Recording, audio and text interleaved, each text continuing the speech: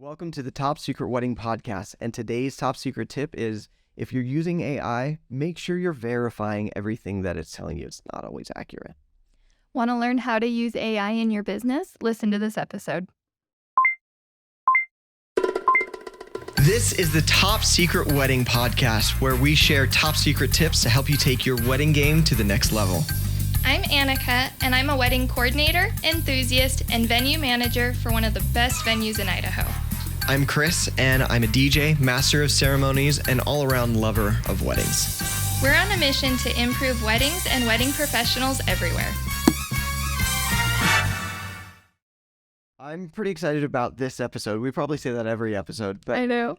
This seems to be on a lot of people's mind. It's AI, right? Yeah. ChatGPT, AI, all of that, and we wanted to see how we can apply it to our wedding businesses. For those who don't know, AI is artificial intelligence. Artificial intelligence. So I want to start by talking about what AI is and what it isn't, and then we'll get into some use cases and some examples. So AI currently, the things that we use to access AI is ChatGPT. That's the popular one. Yeah. There's also Bing Chat, which is just a newer version of ChatGPT. Okay. Here in a second. Yeah. And then Bard is another one that's gaining traction, and Bard is basically just Google's version. Oh, okay. Yeah. So basically what ChatGPT is, it's just it's a model that scans the internet and some other data points to figure out how to make connections between different ideas, right? So it reads an article and it tries to gain the context. It reads another article and it has more context, and it builds all these things just like a baby does when they're growing up, right? Yeah. Yeah. Yep. It makes these connections. Yep. So ChatGPT, it is a little it's kind of stunted because it was trained on 2017, I think it is, and before. So any current websites are no good. It can't read those. Yeah. Yeah. Interesting. Whereas Bing and Bard are both able to at least partially read the current internet. They're not always accurate, and we'll get to that. Yeah. So having that context, AI in our current form, at least text-based AI, not like the image ones, is all based on websites that you could Google. Okay. Right? Yeah. It just is able to kind of connect these things. So instead of it giving you, when you type in a question, it just giving you a website, it pulls from different websites and gives you the answer. The answer you're looking for. More smarter, human-like way. Yeah. Yeah. It's kind of the like highway to your answer. I guess. Yeah. Exactly. Fast lane. It can be. And it can also be a fast lane to the wrong answer. Yeah, So, totally.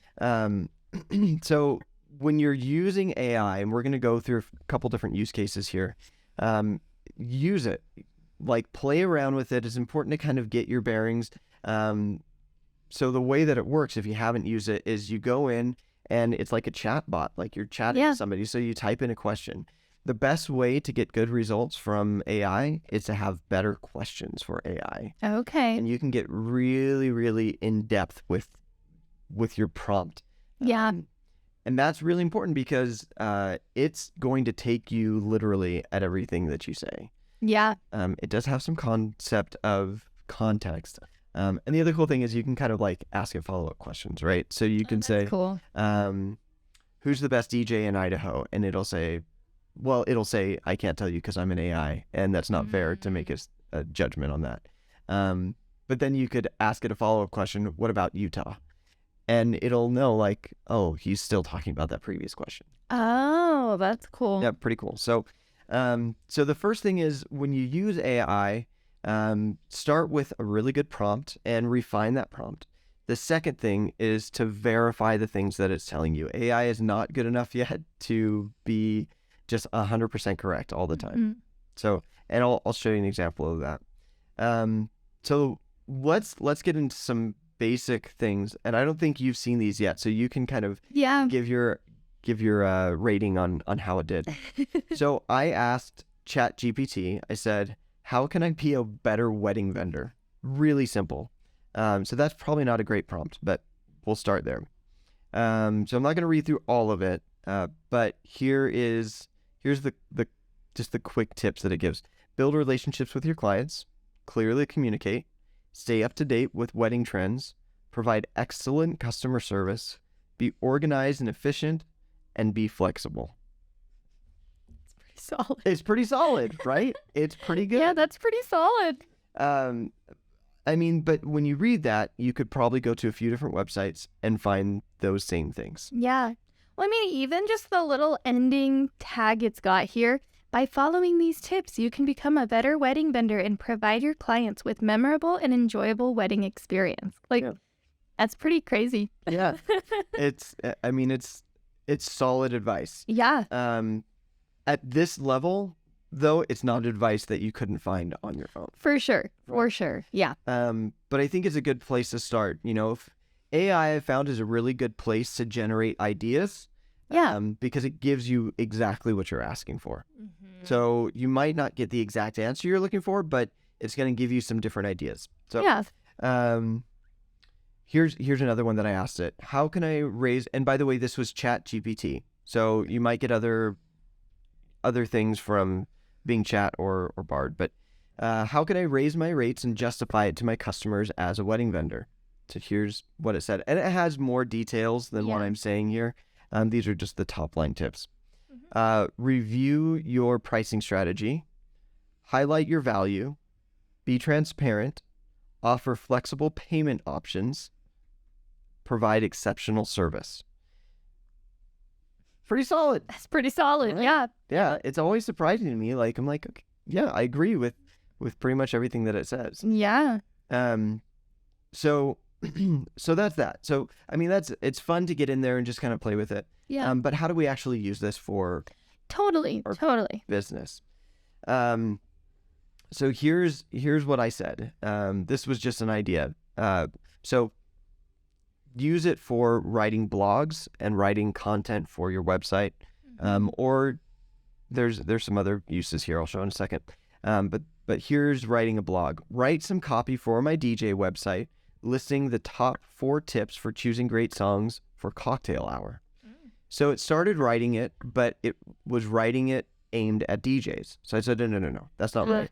I said, make the audience that this article is geared towards the clients hiring a DJ. Okay. So then it rewrote it. And so it says, choose songs that match the vibe of the venue, select songs that are appropriate for the time of day, take your personal music preferences into account, and trust your DJ's expertise. Stop. All good stuff. That's good. Yeah. All really good stuff. So I even told it to include some keywords, which it kind of did. I mean, it wasn't great. It said, as you look for a DJ for your wedding, keep in mind that Rigby Wedding DJ is widely regarded as the best DJ in Idaho. So I think I said include Rigby Wedding DJ and best DJ in Idaho, just to see what it.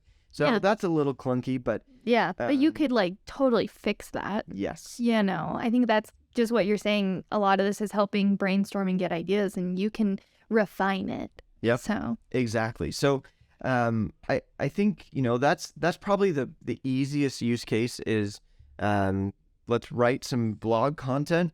But here are the 2 caveats with that. One, it's really important that you go through and rewrite it in your voice. Yes, that's what I was going to mention. Yeah, tell them. Well, plagiarism is still a thing, and you need to rewrite it in your voice.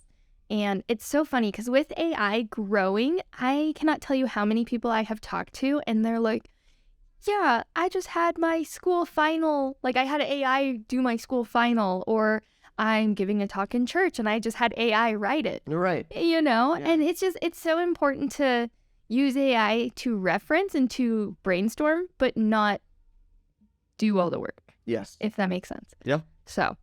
Exactly. It's important, one, to rewrite it in your voice so that it's yours. Because it is possible that it straight up lifted some of this stuff from another website, like we talked at the beginning. So you need to go through and rewrite it in your voice. There are some AI models that you can feed this text into, and it will rewrite it for you. Crazy. So that it's not quite plagiarism, but you still need to know what you're putting on your website.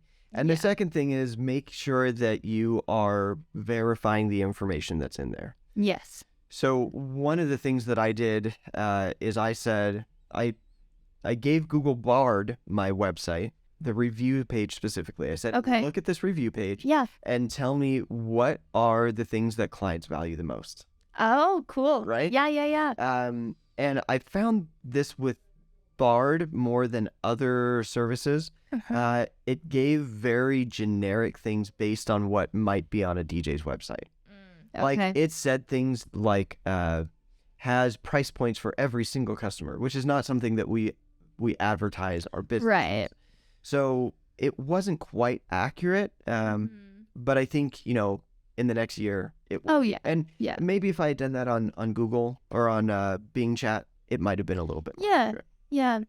Well, and I think another thing that is so cool and a good way to utilize AI is for ideas for marketing. When I was getting introduced to this, I had a friend who was showing me this, and she was like, "Okay, like you can ask it crazy things. So like, write a rap about LaBelle Lake wedding venue." Yeah. And it wrote a rap for us. It was so funny. But like seeing what it pulled, it was like, oh yeah, like that's a good marketing point right there. And it just helps brainstorm again and give you a fresh look at your business. Yeah. So Yeah, and so again, you can get pretty detailed on what you ask it. So you could say, give me a month's worth of things to post on Instagram.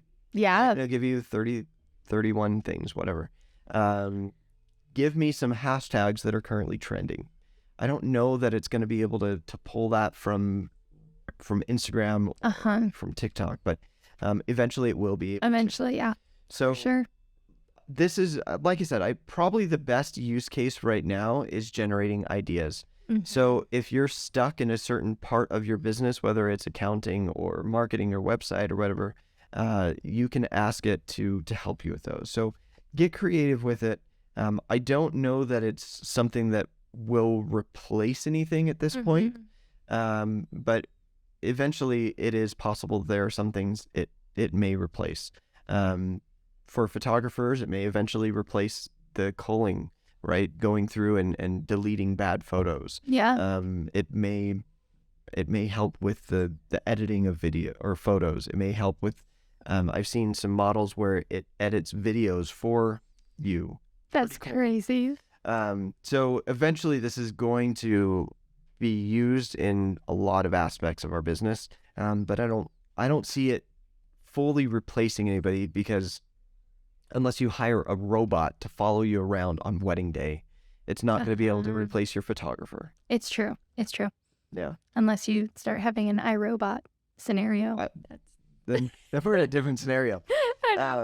Oh man. But yeah. Yeah. But yeah, I think it's growing, and I would encourage everyone to explore it and see what all the buzz is about. Yeah. It could be cool. I think that I'm excited to see what happens in the next few years, because I think there are going to be some really interesting things that come from it that we did not see. I think that this is probably as big as like the printing press. Yeah. Yeah. It's that big of a change, and we're just not quite seeing everything that it can do. So check it out.